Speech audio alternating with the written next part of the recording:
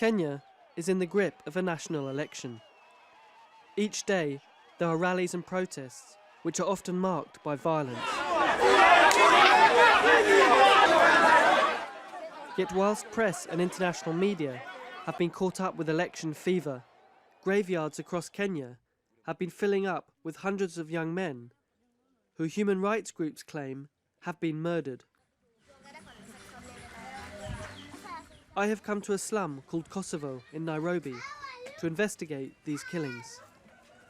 Sasa alikuwa ameenda kununua town. Kwenda kununua town wakamshika. Sijui ni polisi gani, lakini ni polisi ya pagani.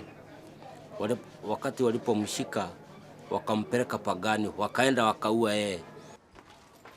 A woman called Mesa led me to her house and told me what happened to her husband 2 months ago. Kwa nyumba alikuwa mgonjwa. Walimtoa na msichana mwingine rafiki yangu. Alikuwa anakaa kwa hiyo nyumba. Kumtoa walimwambia walimrudia. Kumrudia walimuingiza hapa ndani. Nasikia kuna zile vitu aliulizwa hapa ndani na akajibu. Alikuwa amesurrender lakini hawakumsikia. Alimuua tu. Ilikuwa ni hapa nje. Jumi after 2 days nilikuja na nikaokota hiyo damu yote ilikuwa hapa nikatoka kwa mtu. I made my way to the city mortuary, where hundreds of the victims of alleged police executions have been taken. This man from the mortuary is threatening me. He tells me that if I continue to ask questions about the killings, I will be attacked. I was not granted entry.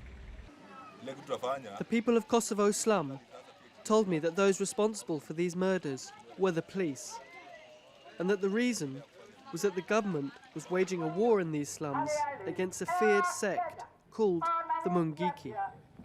Once a spiritual group in the 1980s, Mungiki is now an ultra-violent militia that thrives on nationwide extortion rackets, doing dirty work for local politicians and controlling slum areas like here in Kosovo. Wakati huo tulikuwa tunakaa na hao watu hapa. Tulikuwa tunakaa kwa chini yao. Yaani ilikuwa sasa unakaa bila imani juu. Wewe unakaa tu na wasiwasi. Juu ile kitu watakuja wakuulize. Anaweza kuja tuseme kama ni malisiti ya kulipa nyumba. Hiyo kitu ikikosekana wewe sasa ujui karo utaenda kutupwa roho ama utauawa. Human rights bado nakosea. Si pande yetu mavijana huko mtaani atufurahii. Human rights yenye Mungeki ilikuwa huku.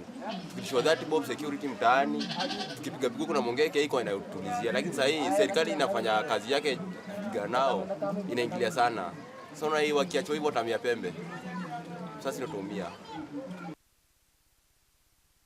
We found that there were a huge number of dead bodies in the mortuary, and a huge number of dead people reported dumped outside Nairobi in the bushes.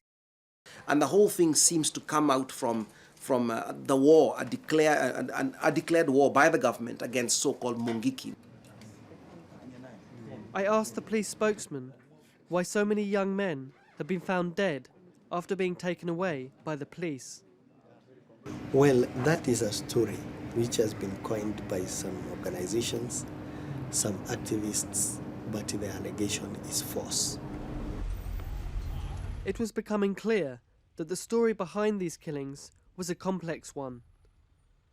Because of escalating Mungiki violence and their nationwide extortion rackets, the Kenyan government felt it was forced to order a police crackdown in order to ensure public confidence just before a close-call election.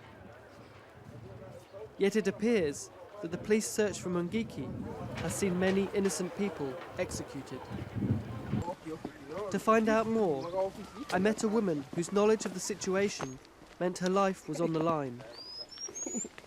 She is one of the most wanted women in Kenya, a Mungiki leader who was in hiding from the police.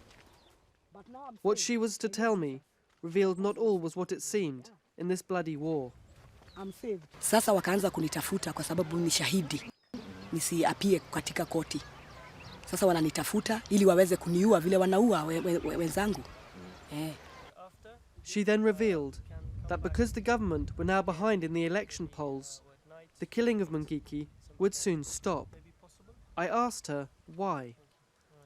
Si tumsaidie kwa uchaguzi kwa sababu tulikuwa tunajulikana sisi ni wabaya. Tukienda kwa uchaguzi watu wakiona vijana wa Mwenje wamekuja, watu wote wanatoroka. Anaweza kuchaguliwa na anaweza kupita.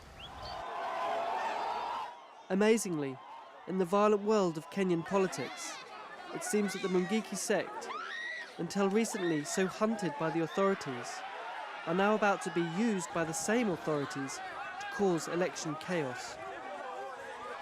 There are no scruples here in recruiting ruthless militias such as the Mungiki in the struggle for power. The real losers in all of this are everyday poor Kenyans. In the Kosovo slum, the number of orphans is rising daily.